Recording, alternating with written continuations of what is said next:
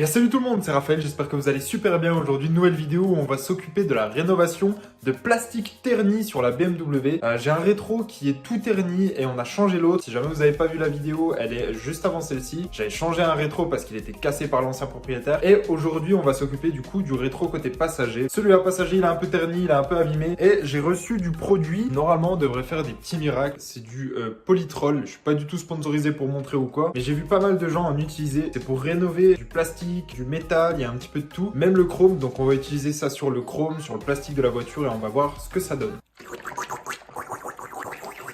Juste une chose, avant d'utiliser le produit, il faut faire grave attention. Déjà, je vais l'appliquer avec un pinceau pour pas en mettre partout. Et ensuite, une fois que je vais l'essuyer, il faudra aussi nettoyer mon chiffon. Faut pas le jeter à la poubelle comme ça ou quoi, parce qu'il y a des risques d'auto-inflammation. Bon, je l'ai pas filmé, mais j'ai tout simplement déboîté la glace. Et puis, on va déjà nettoyer un bon coup, histoire que ce soit tout propre.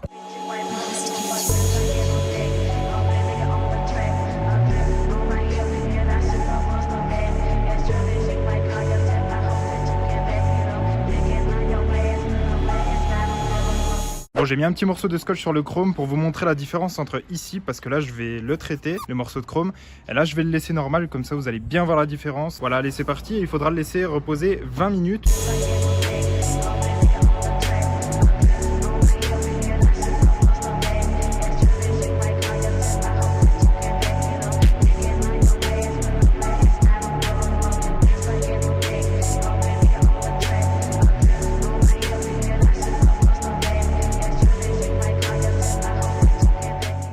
J'aime la peinture, j'aime appliquer les couches, j'aime quand ça colle, j'aime quand c'est bien mouillé. Je te le dis moi, après on va aller faire une partie de pétanque, tu vas voir ce que je vais te mettre. Hein.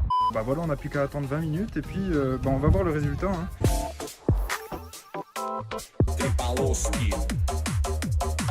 Eh bien vous l'attendez tous, vous voulez voir le résultat, le voici, le voilà, vraiment noir de chez noir et j'aime beaucoup le rendu. Faut attendre quand même encore 24 heures histoire que ça sèche vraiment bien. Ici au niveau des chromes, je vais vous montrer la différence, là c'est après, là c'est avant. Je sais pas si on voit bien, mais il y a plein de petites traces ternies en fait sur la baguette là-bas. Bon les amis, je me suis dit pourquoi pas essayer aussi un petit coup au niveau des seuils de portière, voir ce que ça va donner. On verra le résultat ensuite, voilà déjà ce que ça donne quand il est pas fait, histoire que vous voyez bien. Hop.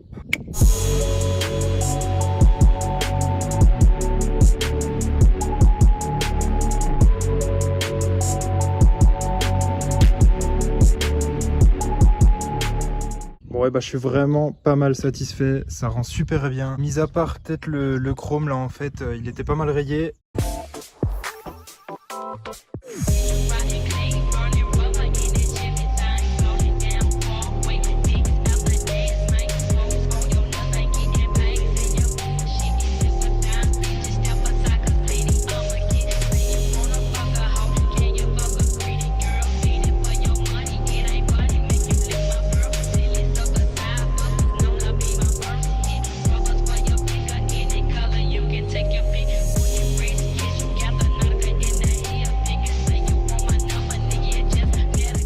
Bon voilà les amis, j'avais commencé à 11 h du matin de rénover les chromes et ainsi que la plupart des plastiques, métaux, de tout ce qui était extérieur.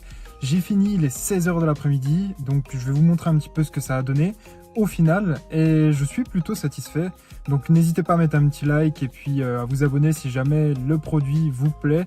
Une fois de plus je le dis, je suis pas sponsorisé, j'en ai rien à foutre, je touche pas d'argent ni quoi que ce soit. J'ai juste voulu tester un produit et j'en ferai souvent de ces vidéos là pour tester des produits et vous dire ce que j'en pense. Comme ça au moins vous savez si vous pouvez l'acheter en toute confiance. Alors tout ce qui est chrome ça a été refait. En bas baguette idem. J'ai refait les buses du lave-glace. J'ai refait les bras d'essuie-glace. J'ai refait la boîte à air.